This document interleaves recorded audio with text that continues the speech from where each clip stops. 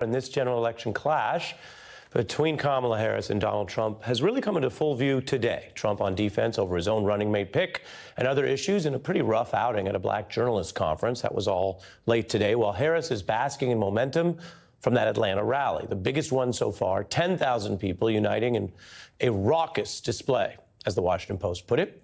The vice president on offense as well, taunting Trump over running from his past vows to debate the Democratic nominee.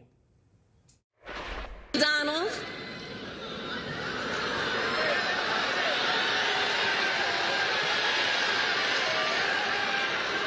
I do hope you'll reconsider to meet me on the debate stage.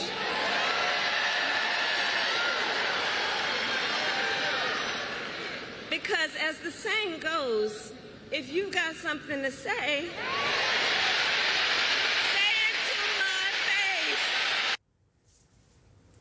Say it to my face. Fair.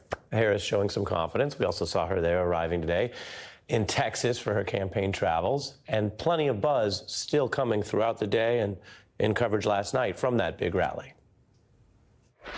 She's now flipped the script. She's taunting him. A raucous rally in battleground Georgia, including rap megastar Megan Thee Stallion. The Harris campaign trying to ride an intense new wave of enthusiasm. This energy that she's getting is showing her confidence on stage, right?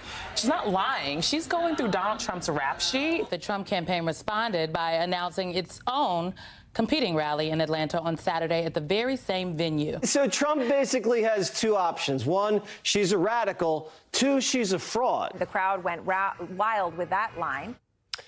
Trump is responding, and he's facing this news cycle where his own refusal to debate puts him on defense.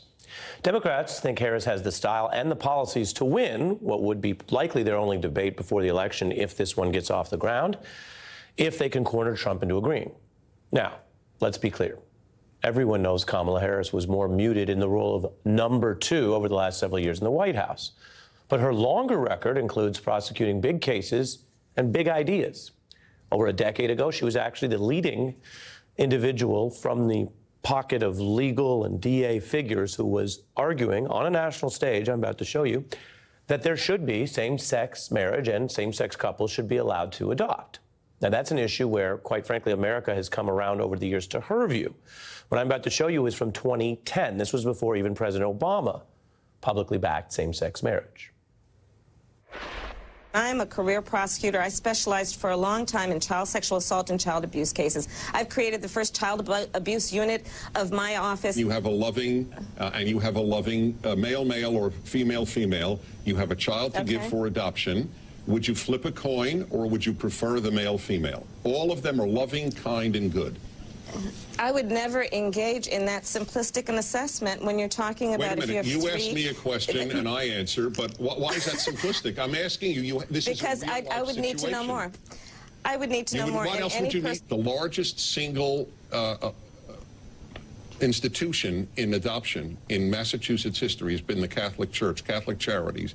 They are now out of it. They have been kicked out because they prefer a married man and a woman to be an adoptive couple to two men or two women. What is fundamentally most important for a child to become a healthy and productive adult is that they are raised by loving parents.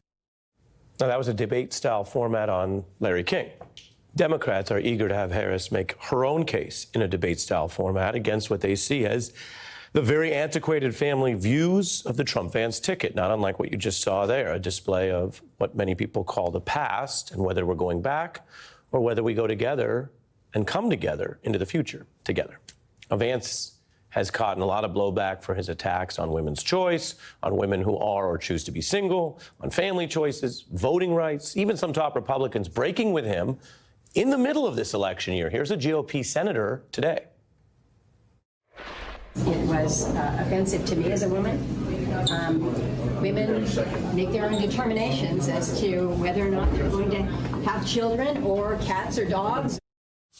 Or cats or dogs. Democrats practically giddy over how Biden originally picked Harris, which paved the way to him endorsing her on this glide path to the nomination, which is, again, a kind of a reverse symmetry to Republicans quite glum over their potential VP, their running mate choice. Another Republican conceding the problem, saying anonymously, well, it's too late, Senator Kramer, I should say, saying, well, it's too late to rethink it. It's a tough backdrop for Donald Trump facing some tough questions, as I mentioned here today, at the National Association of Black Journalists. Did you know that he had these views about people who do not have children before you picked him to be your running mate, and do you agree with him? No, I know this. He is very family-oriented, and he thinks family is a great thing. Senator J.D. Vance has suggested that someone who has children should have more votes than a person who does not have children. I just want to be clear here. Is that the position of your campaign? Well, no, but it's not something I have ever heard before. Why did you choose J.D. Vance? I'll tell you why. I chose him because he's a very strong believer in work, but you're not voting that way. You're voting for the president. You're voting for me. If you like me, I'm going to win. If you don't like me, I'm not going to win. When your best defense of your running mate is forget about him, bring it back to me, well, politically, that may not be the best running mate.